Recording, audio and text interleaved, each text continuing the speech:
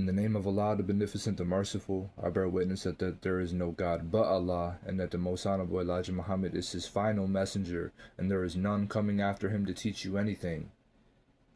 So, in this video, inshallah, I intend to prove to the world, or offer some more further proof that the so-called UFOs, which are really baby planes, are piloted by black Asiatic people. Now, I'm not giving you guys any opinions. I have this journal where I've been studying and I've been writing down word for word eyewitness testimonies, their names, where they seen it, who they worked for, everything. I have this.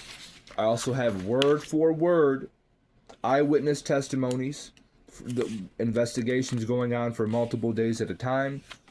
I also have word for word testimonies of what happened when the FBI took the Honorable Elijah Muhammad into custody in September 1942. So I'm going to, inshallah, get into this right now, actually. So we're going to start with, you know what? I'm going to start with when the FBI arrested the Honorable Elijah Muhammad, because this was 1942. Y'all ain't ready for when I get into July 1947. Pay close attention to what I'm saying, please. All right. So I'm just going to read word for word. In September 1942, the FBI arrested the Honorable Elijah Muhammad upon the orders of President Roosevelt. The Honorable Elijah Muhammad was publicly teaching about these crafts, so-called UFOs, the mother wheel. FBI took him into custody and confiscated his drawings of the wheel and questioned him about the wheel. In the FBI files, Elijah Muhammad gave a statement regarding the wheel, and he let the FBI/government know that these are the black angels and Muslims flying these crafts. The FBI concluded these crafts are real, and later on in July 1947, which is 5 years later, after the interrogation of the Honorable Elijah Muhammad, he was proven to be correct regarding what he told the FBI, because the Roswell incident had black Asiatic human bodies that were witnessed and documented. So I'm going to get into those eyewitness testimonies regarding what I just told you. So, these are the Roswell body recovery true reports, word for word. Mac Brazel said, "Little people, only they weren't green." Then you have Sergeant Thomas Gonzalez.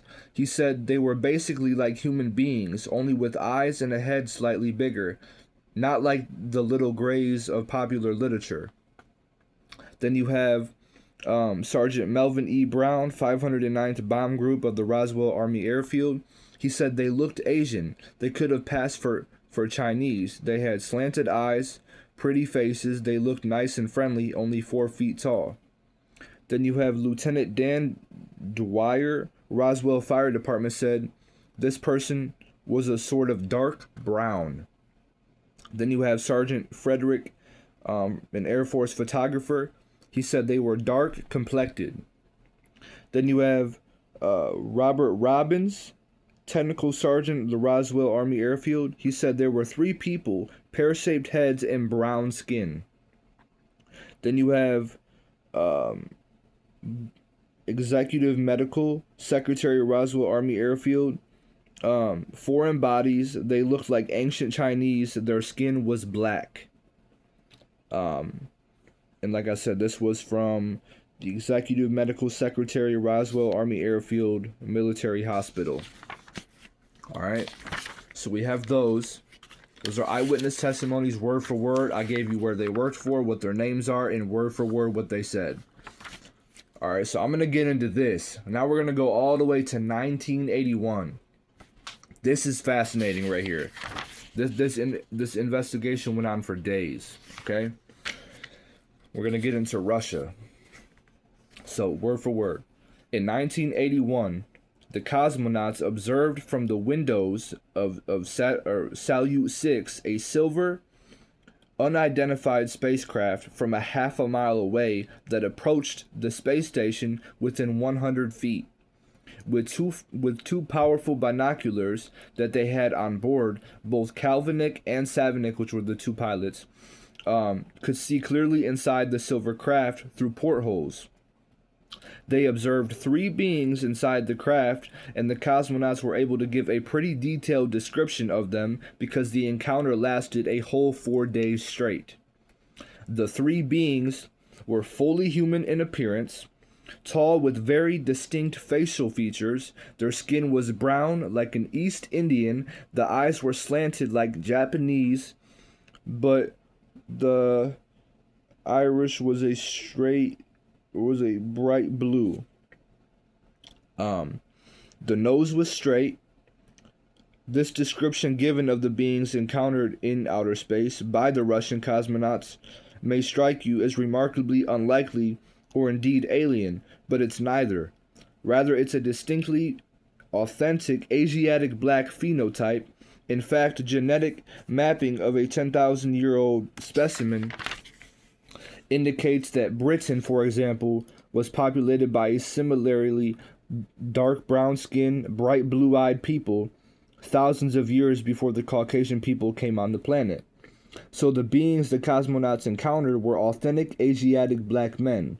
Throughout the 4 days, the cosmonauts stayed in consistent contact with mission control, who instructed them on what to do and what not to do. The encounter was filmed with the space station's camera.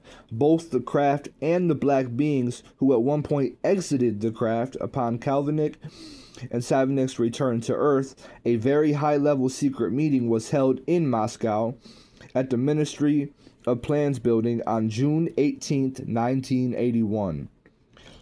Before an astonished assembly of 200 consisting of leaders of the Communist Party, scientists, and members of Russia's UFO Studies Commission, the film was shown and report of the brown-skinned, blue-eyed beings was presented by the head of the Russian Cosmonaut Training Center. That film remains classified in Russia today. So, I got one more for you. It's very short. It was from a NASA scientist. Dr. Norman Bergram reported word for word seeing 7 feet tall black beings exiting a spacecraft. So these are eyewitness testimonies, word for word, documented evidence that the beings who pilot so-called UFOs are black Asiatic people. What does the Nation of Islam teach? Who is the original man? The Asiatic black man, the maker, the owner, the cream of the planet Earth, the father of civilization, and God of the universe. So for those of you who have ever had encounters with baby planes, this is God and his presence calling you. Now it is up to you whether you're going to respond to the call and follow the truth. America has a history of racism.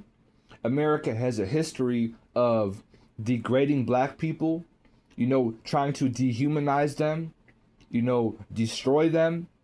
So it's more logical to follow the truth of people telling you that these beings are black people, and I've given you evidence, rather than believe what America says, calling them gray and green aliens and whatnot, when they have a history of hating black people. So why would they tell you the truth about black people?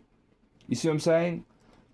Like I just told you, even in Russia, this film remains classified in Russia today. There's evidence, there is literal proof that was presented. I just told you. See what I'm saying? The so-called UFOs are piloted by black people. This is a supreme intelligence that we're dealing with. There is videos of these crafts flying in the ocean and staying in the ocean. I seen a video of one enter a volcano. I can show you film of this. One of these crafts flew into a volcano and took its time. He stayed in there.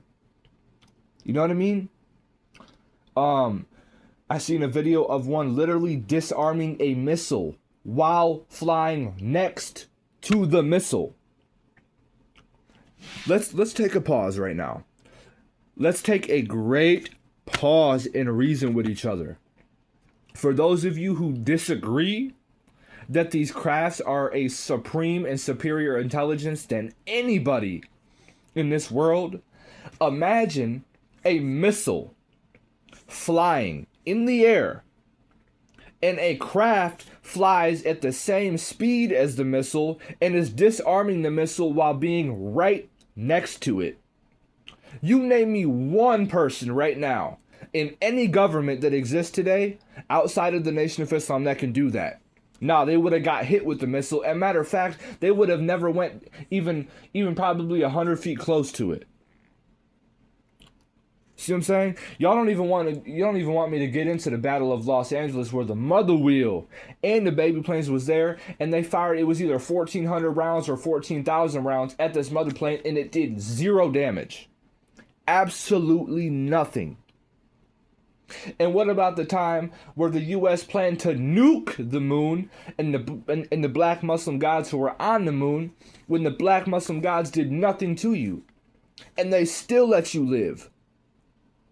You ain't gonna be shown a whole lot of mercy much longer. They're giving you a chance, brother.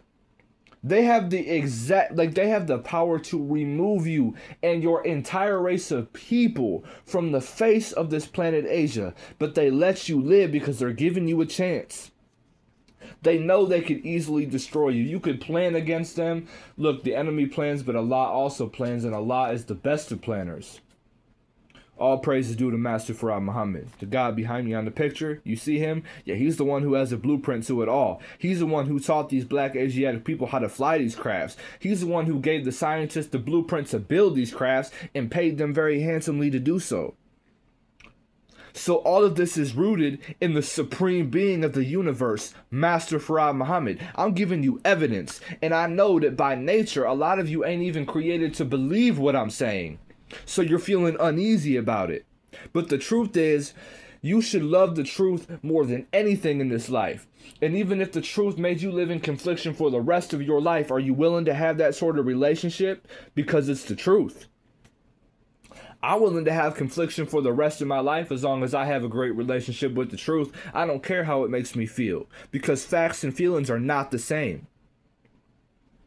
All praise is due to Allah in the holy person of Master W. Farad Muhammad, who came by himself July 1930, raised up the most honorable Elijah Muhammad, who was the final messenger of Allah, and y'all can't dispute with me.